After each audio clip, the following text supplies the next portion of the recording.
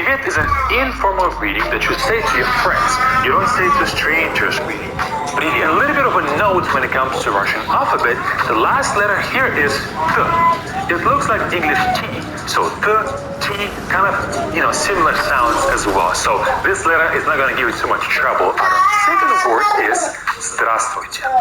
Здравствуйте. And it means hello. And you might be thinking, what the heck? Здравствуйте. My second word in Russian is so complicated. Здравствуйте.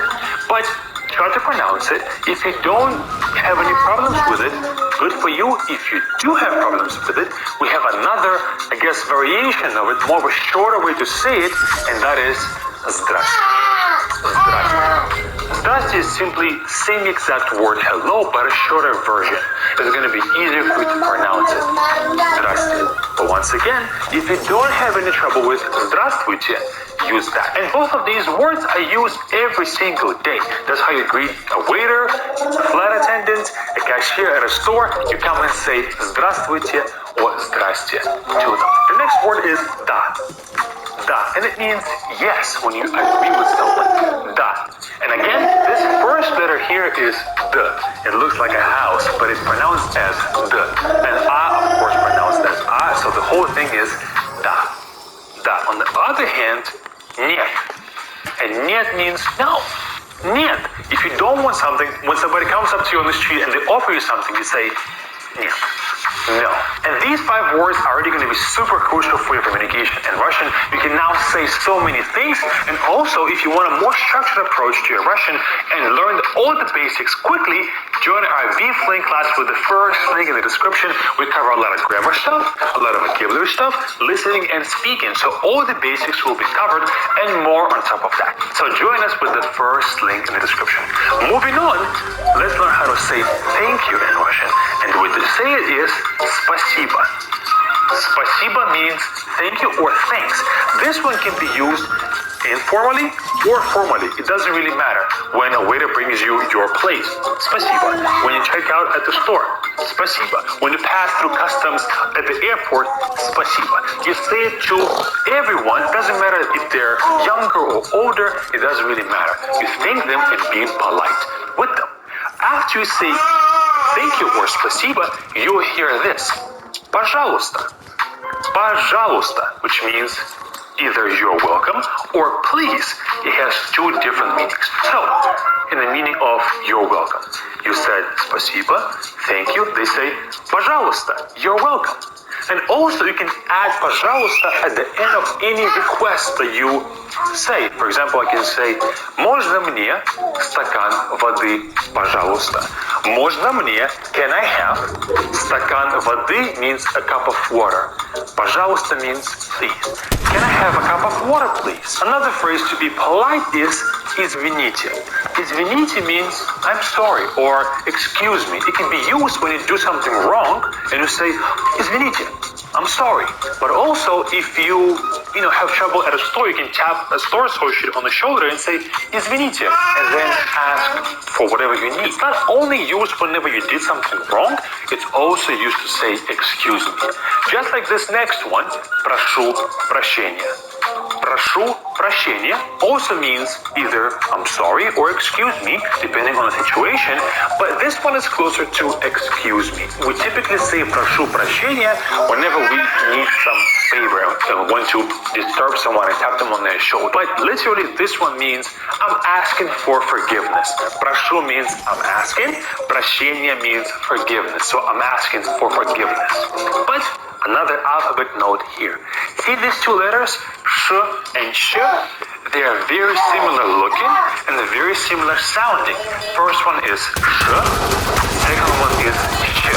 Try to pronounce them as well, but if you don't get them, if you don't get the distinction between them, and pronounce both as sh or both as sh, it's not going to be too big of a problem still, but try your best to differentiate between the 2. Then, introducing yourself, we say меня зовут blank. Меня зовут means my name is, and then you simply add your name. I can say меня зовут Федор. My name is Fedor. So whatever your name is, just put меня зовут and then your name. In fact, put it in the comments right now. What's your name? Say меня зовут plus whatever your name is in the comments. After you introduce yourself, you will hear приятно познакомиться. Приятно познакомиться means it's nice to meet you. Again, two long words, but let's break it down and say it slowly. Приятно, приятно познакомиться. Приятно познакомиться. Try to say it as well, so whenever you have to say it to someone, you don't stutter and you can say it fast. Приятно познакомиться. It's nice to meet you, or literally it means it's pleasant or it's pleasure to get acquainted with you. Приятно познакомиться. Another alphabet note here. See these two letters? Reverse R letters? They're pronounced as ya. Both of them sound as ya. Just another alphabet note for you. But once you hear приятно познакомиться, it's nice to meet you, you can respond by saying мне тоже. Мне тоже. And it means me too. It's nice to meet you too. Or for me, it's pleasant to meet you too. Okay? So мне тоже means me too. Moving on to some formal greetings. Доброе утро. Доброе утро means good morning. Доброе утро, just wake up. Доброе утро, just that one. But actually, доброе means kind. Kind morning. You're wishing somebody a kind morning. But of course, we don't say it like that in English. So, good morning is доброе утро. So, добрый день. Добрый день is the next one. It means good afternoon. Добрый день. And lastly, we have добрый вечер. Добрый вечер is good evening. Добрый вечер. So let's put them all together right here. Доброе утро for good morning, добрый день for good afternoon, and добрый вечер for good evening. And then we have another one of these as well is спокойной ночи. Спокойной ночи means good night. This one is not a greeting anymore. You say goodbye by saying спокойной ночи, good night, when you're going to sleep.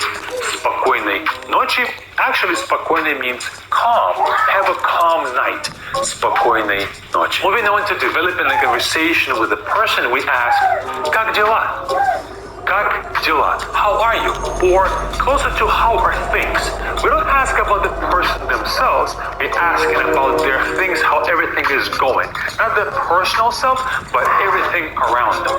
Как дела? How are things? Once again, I think you can read the first word without any issues. Как. Как. Because all three letters sound just like they do in English. Как. K-A-K. Как. Как дела? How are you? You can respond by saying хорошо. Хорошо, which means good, or I am well, or fine. Хорошо.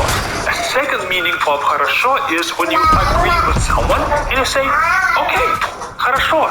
You can agree with someone and say хорошо. When you agree to do what they tell you to do or ask you to do, you can say хорошо for that. But also to respond to how are you doing, if things are just alright, we say нормально. Нормально means okay, it's normal, it's regular, nothing special, not good, not bad. Нормально. But what if things are not so good? You can say плохо. Плохо. Плохо means bad. When things are going bad, you can say плохо. But I hope you never have to say that, and you can use хорошо or нормально to say that things are either good or they are okay. Then once you start